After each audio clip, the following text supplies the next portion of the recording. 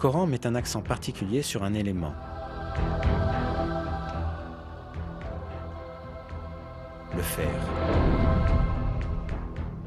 Dans la sourate Al-Hadid, signifiant le fer, on apprend ce qui suit.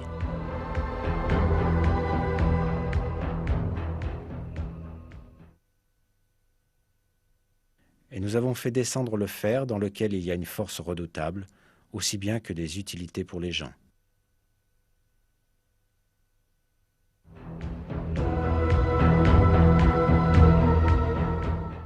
On peut penser que le mot « azalna », traduit par « nous avons fait descendre » et utilisé pour le fer dans le verset, puisse avoir un sens métaphorique pour expliquer que le fer a été accordé pour le bénéfice des hommes.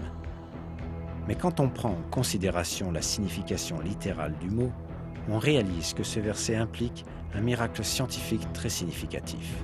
Cette signification est faire descendre physiquement du ciel, comme dans le cas de la pluie et des rayons du soleil. Les découvertes astronomiques modernes ont révélé que le fer que l'on trouve dans notre monde est venu d'étoiles géantes dans l'espace. Le fer sur Terre, mais aussi le fer dans le système solaire en entier, viennent de l'espace, puisque la température du Soleil est inadéquate pour la formation du fer.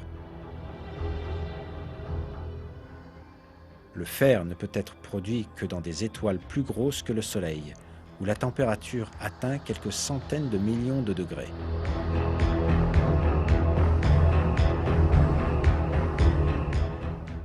Quand la quantité de fer excède un certain niveau dans une étoile, celle-ci ne peut plus s'en accommoder et elle finit par exploser en ce qu'on appelle une nova ou supernova.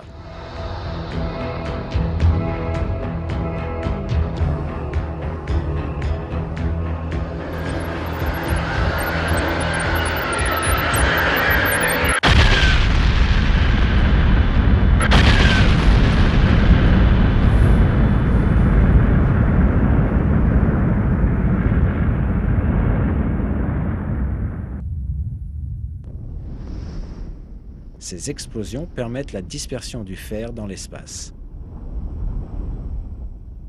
Tout le fer présent sur Terre provient de l'espace lointain grâce à ce mécanisme.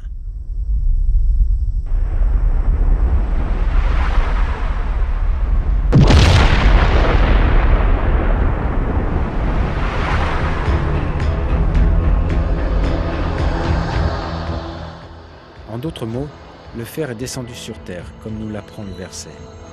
Il est clair que cette information n'a pas pu être établie au 7e siècle, quand le Coran fut révélé.